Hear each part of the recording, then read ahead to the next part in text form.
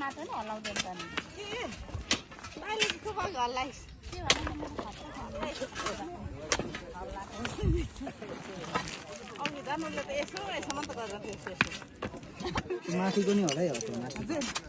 पनि जस्तो लाग्यो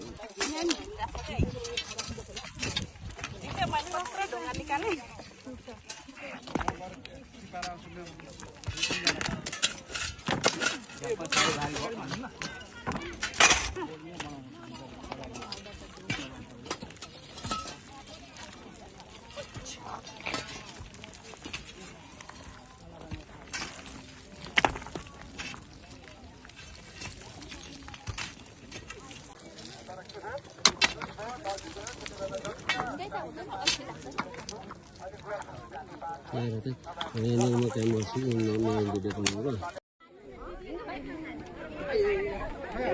ल आउनु त यता यता आउँछौँ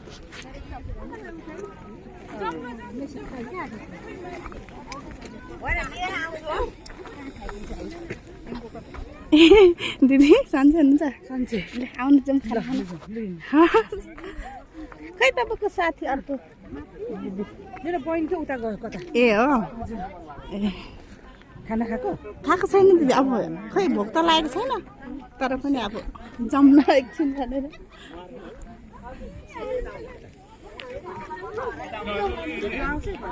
हजुर हुन्छ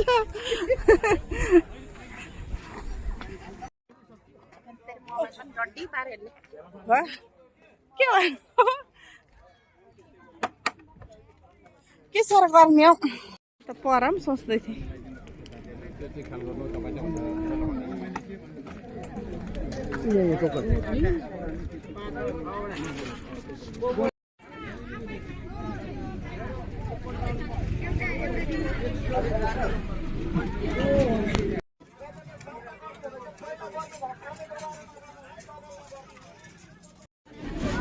सन्तानको खाना काटेको हो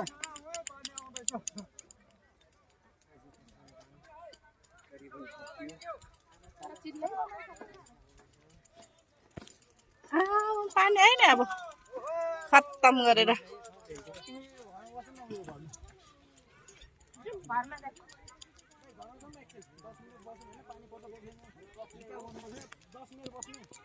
बस्नु र 10 मिनेट विचार गर्नुपर्छ फुल बोक्ने भाइ